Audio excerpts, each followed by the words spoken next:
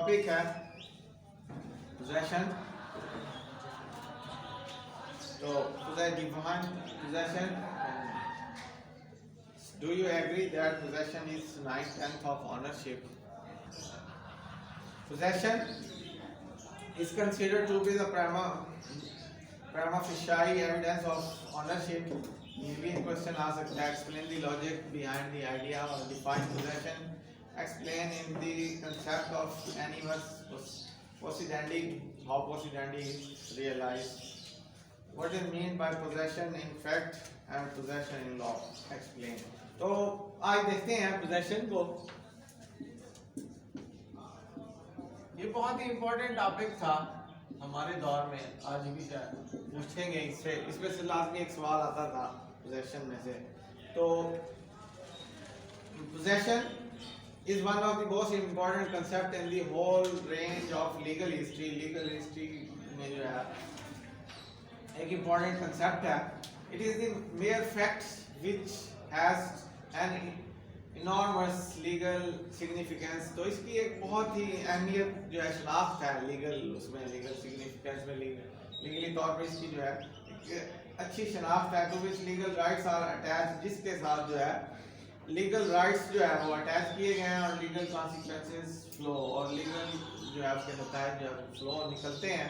Possession is prima facie evidence of ownership and anyone desiring to disturb it must show either a title or better possessor right. तो जो भी किसी को जो है disturb करता है तो किसी के पोजेशन को, पोजेशन कहते हैं बेसिकली कब्जे को, किसी भी चीज का कब्जा जो है वो पोजेशन कहलाता है। तो कोई भी बंदा जो है अगर वो कब्जे को जो है वो चैलेंज करता है तो वो करता है तो उसे जो है उससे भी अच्छा पोजेसर जो है राइट शो करना पड़ेगा कि ये जो जी पहले कब्जा जो है मेरे पास था, ये जो है इसने मुझसे कब्जा छीन लिया। तो उसके लिए उसको एक अच्छा जो है वो शो करना पड़ेगा, टाइटल शो करना पड़ेगा और अच्छा जो है बेटर जो है पोजेसर राइट जो है वो शो करना पड़ेगा कि कैसे इसके ऊपर मेरा हक बनता है। अपने हक को सामने लेके आएगा तो पोजेशन को हासिल कर सकता है। Possession is the 9/10 of ownership. ये ऑनरशिप का समझ लें कि 10 में से 9 पॉइंट्स जो है वो पोजेशन के होते हैं और 1 पॉइंट जो होता है ऑनरशिप का होता है। तो कब्जा जो है वो शो करता है कि वाकई ये मालिक है, अगर वो 15-20 साल 30 साल से उस कब्जे को एंजॉय करता आ रहा है। तो अब मीनिंग ऑफ पोजेशन में है, possession means physical control over things, means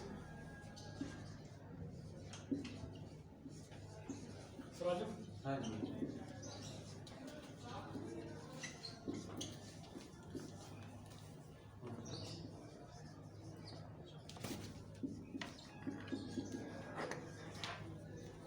possession means है फिजिकल कंट्रोल, किसी चीज के ऊपर फिजिकली आपका कंट्रोल है किसी चीज के ऊपर जो है तो उसको पोजेशन का नाम दिया गया है। तो इसके बाद डेफिनेशन ऑफ पोजेशन है, possession according to Salmond definition possession of the material object is the continuing exercise. कोई ऐसी ऑब्जेक्ट मटेरियल ऑब्जेक्ट का कब्जा जिसके ऊपर आप मुसलसल जो है एक्सरसाइज करते हैं, अपना राइट्स जो है एक्सरसाइज करते हैं। जैसे कि आपका घर है तो आप उसमें आप रोज रहते हैं तो आप एक राइट को एक्सरसाइज कर रहे हैं, तो ये कब्जा है।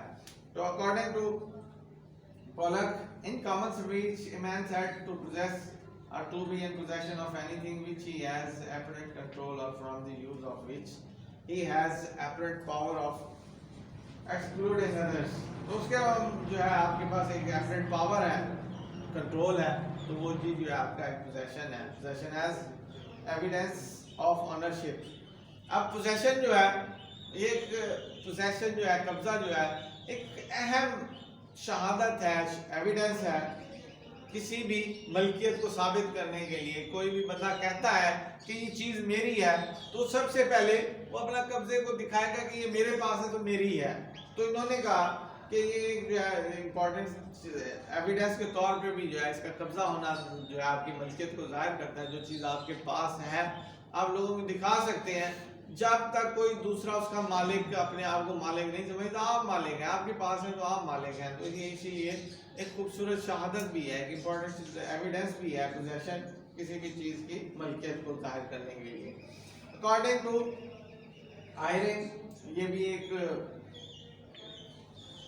jurist हैं, तो उनके मुताबिक possession is ownership on the defensive, एक ownership है डिफेंसिव के तौर पर, आप तो इसका दिफा भी कर सकते हैं। जब आपके पास कब्जा है तो आप जाहिर है पहले तो बंदे से पूछेंगे हाँ भाई आप कैसे, मेरे पास है तो मेरी है, तो ये डिफेंसिव ऑनरशिप है। It is the evidence of ownership, तो ये एविडेंस ऑफ ऑनरशिप है। Possession is the 9th point of law and his protection should be given in possession, तो इसीलिए इसको प्रोटेक्शन भी हासिल है। जब आपके पास कोई चीज है तो आपके पास प्रोटेक्शन है कि आपसे कोई भी ऐसे छीन नहीं सकता, जब तक कि वो इस चीज पे अपने राइट्स जो है वो साबित ना करें, ऐसे आपसे छीन नहीं सकते। तो इसकी इलस्ट्रेशन में to support about statement following illustrations are cases में बी पुट, तो कुछ इलस्ट्रेशंस है वो हम देखते हैं जो दी गई हैं पोजेशन के लिहाज से। इलस्ट्रेशंस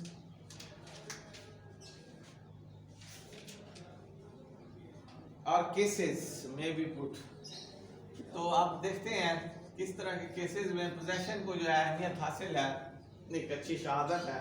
उसमें पहले है नंबर 1 है a finder of goods become its owner, तो जो किसी भी चीज को तलाश करता है, जिसको भी कोई पड़ी हुई चीज मिलती है, वो फौरी तौर पर उसका मालिक बन जाता है अगेंस्ट द होल वर्ल्ड, पूरी दुनिया के खिलाफ जो है वही मालिक बन जाता है, जब तक एक्सेप्ट द ट्रू ऑनर जो है वो जब तक के ट्रू ऑनर नहीं मिलता आप ही मालिक हैं। कोई सी भी गुमशुदा चीज जो आपके पास आ गई है, जब तक उसका कोई भी मालिक नहीं मिलता वो उसके आप मालिक हैं, इसलिए क्योंकि आपके कब्जे में है।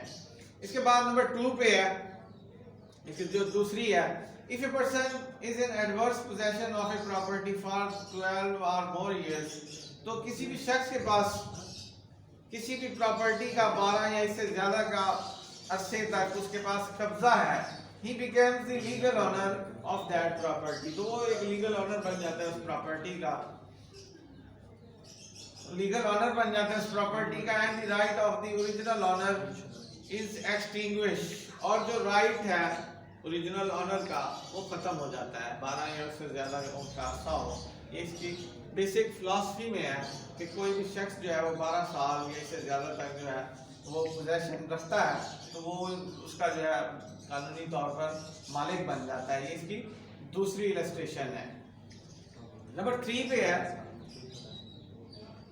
In many legal system possession is provisional और टेम्परेरी टाइटल, पोजेशन जो है प्रोविजनल है या टेम्परेरी टाइटल है, even against the true owner, तो किसी लीगल सिस्टम में जो है टेम्परेरी टाइटल दिया गया है कि आर्जी तौर पे जो है आपको मालिक बना दिया गया है जब तक कि इसका असल मालिक नहीं आता। कई लीगल सिस्टम में वो 12 साल वाली बात नहीं है, कुछ लोग कहते हैं कि ये उस वक्त तक ही मालिक है जब तक कि उसका असल मालिक वो ले न ले, तो इसीलिए 12 साल वाली बात के बाद भी जो है उन्होंने ये कहा है कि इन मैनी लीगल सिस्टम वो पोजेशन इज प्रोविजनल और टेम्परेरी टाइटल, तो वो टेम्परेरी ही रहेगा even against the true owner, तो वो जो उसका जो ट्रू ऑनर है उसके अगेंस्ट जो है उसका जो है टेम्परेरी टाइटल होगा। Even a wrongful possessor who is deprived of his possession can recover it from any person, तो अगर वो रॉन्गफुल पोजेसर भी है तो उसको जो है उसके कब्जे से जो है वो बेदखल कर दिया, महरूम कर दिया जाए, डिप्राइव महरूम कर दिया जाए उसके पोजेशन को, तो कोर्ट जो है उस बंदे को वापस भी लेके दे सकती है, गो के उसके पास टाइटल नहीं है, मलकियत नहीं है, सिर्फ कब्जा है।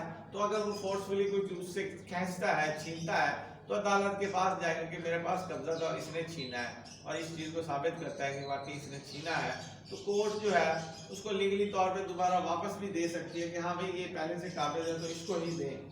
तो ये भी इसकी फिलॉसफी में है, पोजेशन की फिलॉसफी में है कि पोजेशन जो है अगर वो रॉन्गफुल पोजेसर भी है, who is deprived of his possession can recover it from any person whatsoever on the ground of his possession, अपने possession के grounds की बुनियाद पे जो है उसको वापस भी मिल सकता है अगर उससे कोई छीन ले। इसके बाद नंबर 4 पे है, even the true owner who retakes his own must first restore possession to the wrongdoer and then proceed to restore possession on the ground of his ownership।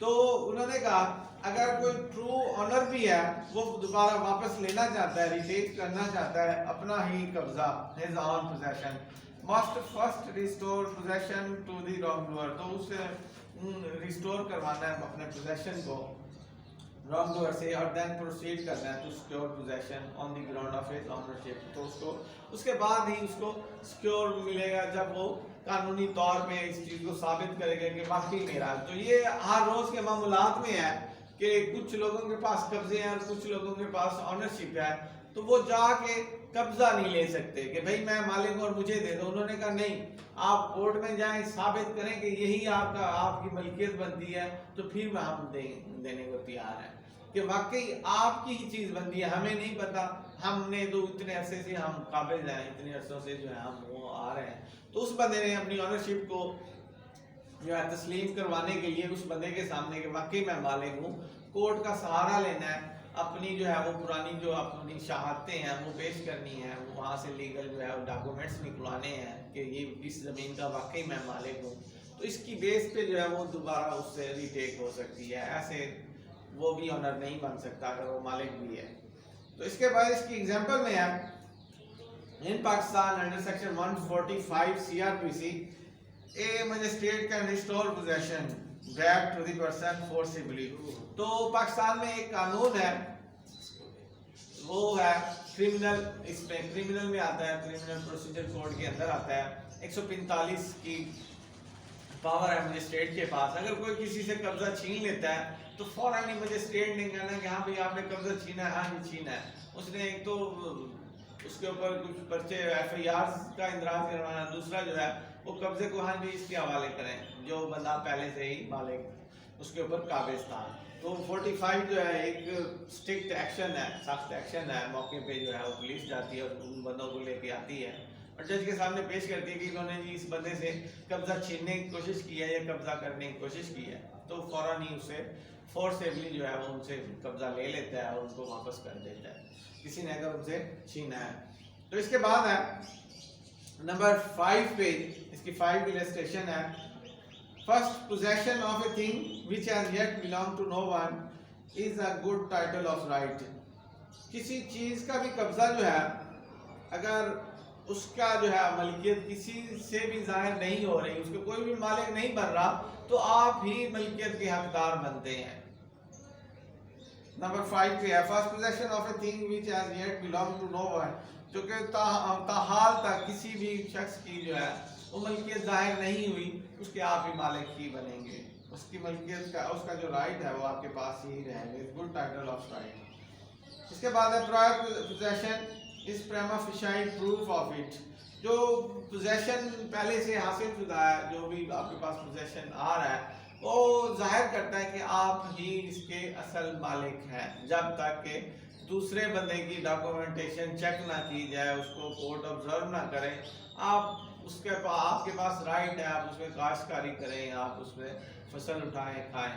तो जब तक कि वो चीज़ें सामने नहीं आती कि बाकी ये मालिक है, अभी कोर्ट ने कह दिया ये मालिक है, तो उसको फिर छोड़ना पड़ेगा। जब तक वो नहीं छोड़ता, वो उसके पास भी वैसा ही राइट है खाने का, उस पर गंदम उगाने का, गंदम खाने का वैसा ही राइट है जैसे उसके मालिक को राइट था, क्योंकि कब्जे में उसके है। तो उसको इसीलिए प्रेमा फिशाई जो है उसके पास एक प्रूफ है कि मेरे पास कब्जा है और ये मेरे बाप दादा से आ रहा है। तो इसीलिए बहुत सारे कब्जों के केसेस जो हैं वो हमारी अदालतों में स्टिल चल रहे हैं, जो 30-30 साल से वो साबित ही नहीं कर पाए कि कब्जा इनके पास कैसे आ गया। जो 30-40 साल से बंदा काबिज है वो ऐसे नहीं ले सकता।